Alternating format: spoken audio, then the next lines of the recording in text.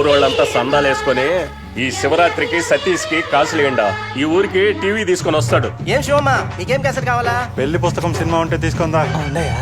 ఏమిరా అవేనా గోడికేసుకుని గుద్దుకుంటారు చూడు అవి. ఓహో అదే మంచి పనివాడు కాను కదరే.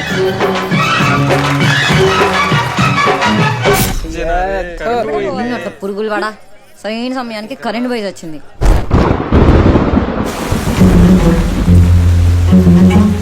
ఆ రాజప్పగడ నా పొరుగు మొత్తం తీసారా. ఊరి పెద్దగా ఊళ్ళో ఏది తెచ్చినా ఫస్ట్ నేనే తెచ్చేవాడిని. అట్లాంటిది ఇప్పుడు ఆడి ఏది తెచ్చినా నన్ను ఒక ఇర్రి నా కొడుకులాగా చూస్తా ఉంటాను. టీవీ చూసుకొని బిల్డప్. అవును ఎట్లా నీ టీవీలో నా డాష్ పెడితే ఊరికే నోటుకొచ్చినట్టు మాట్లాడితే కర్తలు వాగిపోతాయి.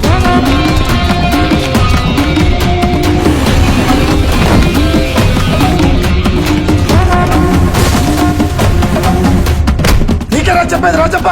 కోసి కారం పడతా నీ అబ్బా.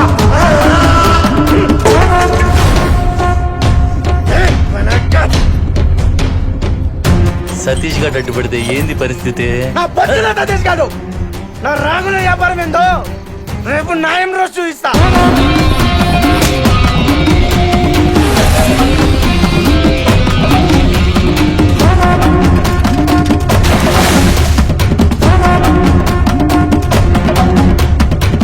దీనంతటి కారణం ఆ టీవీ. దాని అమ్మ టీవీ. పొద్దున కల్లా టీవీ అన్నా ఉండాలా లేక నేనన్నా ఉండాలా? ఆ దినం నువ్వు ఈ రోజు లెక్క దాక్కుంటే నీ బదులు మీ అమ్మ తిరగాల్సి వస్తుంది ఊరు నిండా 3 చుట్లు. మీరేంద్ర నా బొచ్చులో తినిపించేది? వచ్చే శివరాత్రి లోపల టీవీకి సంబంధించిన నా కొడుకుని తెచ్చి పంచాయతీలో పెట్టకపోతే ఈ లెక్క ఒంటి మీద నువ్వు బాగులా కూడా తిరుగుతావు.